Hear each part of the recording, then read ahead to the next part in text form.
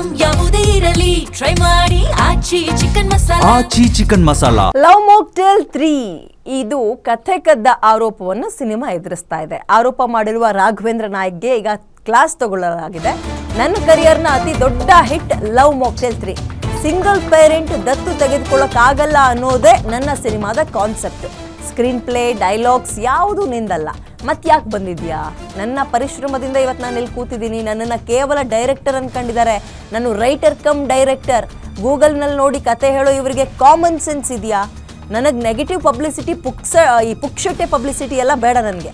ರಾಘವೇಂದ್ರ ನಾಯಕ್, ಗುರು ದೇಶಪಾಂಡೆ ಮೇಲೆ ಕೇಸ್ ಹಾಕಿಬಿಡ್ತೀನಿ ಅಂತ ಸುದ್ದಿಗೋಷ್ಠಿಯಲ್ಲಿ ನಟ ನಿರ್ದೇಶಕ ಡಾರ್ಲಿಂಗ್ ಕೃಷ್ಣ ಕೋಪಗೊಂಡಿದ್ದಾರೆ.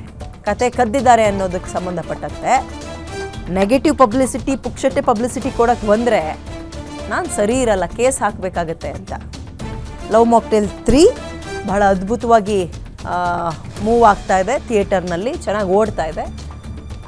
ಈಗ ಅದಕ್ಕೆ ಕಾಲೆಳೆಯುವ ಪ್ರಯತ್ನ. ಲವ್ ಮಾಕ್ಟೇಲ್ 1, 2 ಇವೆಲ್ಲವೂ ಕೂಡ ಬಹಳ ತುಂಬ ಚೆನ್ನಾಗಿ ಹೆಸರು ತಂದುಕೊಟ್ಟಂತಹ ಸಿನಿಮಾ ಈ ದಂಪತಿಗೆ. ನೋ ಪಾರ್ಕಿಂಗ್ ಅಲ್ಲೇ ನಾನು ಹುಟ್ಟು ಬೆಳೆದಿರೋದೆ ಪೊಲೀಸ್ ಡಿಪಾರ್ಟ್ಮೆಂಟ್ ಇದರಲ್ಲಿ. ಸೊ ನನಗೆ ನೋ ಪಾರ್ಕಿಂಗ್ ಅಲ್ಲೇ ನಾನು ಗಾಡಿ ನಿಲ್ಲಿಸಲ್ಲ. ಅಲ್ಲಿ ನೋ ಪಾರ್ಕಿಂಗ್ ಇದೆ ನಾನು ಗಾಡಿ ನಿಲ್ಲಿಸಲ್ಲ. ಒನ್ ವೇ ನಾನು ಹೋಗಲ್ಲ. ಅಷ್ಟು ಸ್ಟ್ರಿಕ್ಟ್ ಆಗಿ ಲೈಫ್ನ ಡಿಸಿಪ್ಲಿನ್ ಆಗಿ ನಾನು ಬದುಕೊಂಡು ಬಂದಿದ್ದೀನಿ. ಸೊ ಹಾಗಾಗಿ ಗೂಗಲಲ್ಲಿ ಕದ್ದು ಕತೆ ಮಾಡೋವಂಥ ಧೈರ್ಯ ನನಗಂತೂ ಇಲ್ಲ. ಸೊ ನಾನು ಹುಟ್ಟು ಬೆಳೆದಿರೋದೆ ಪೊಲೀಸ್ ಡಿಪಾರ್ಟ್ಮೆಂಟ್ ಇದರಲ್ಲಿ. ಸೊ ನನಗೆ ನೋ ಪಾರ್ಕಿಂಗ್ ಅಲ್ಲೇ ನಾನು ಗಾಡಿ ನಿಲ್ಲಿಸಲ್ಲ.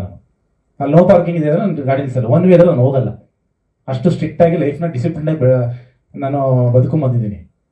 ಸೊ ಹಾಗಾಗಿ ಗೂಗಲಲ್ಲಿ ಕದ್ದು ಕತೆ ಮಾಡೋವಂಥ ಧೈರ್ಯ ನನಗಂತೂ ಇಲ್ಲ. ಸೊ ನಾನು ಹುಟ್ಟು ಬೆಳೆದಿರೋದೆ ಪೊಲೀಸ್ ಡಿಪಾರ್ಟ್ಮೆಂಟ್ ಇದರಲ್ಲಿ.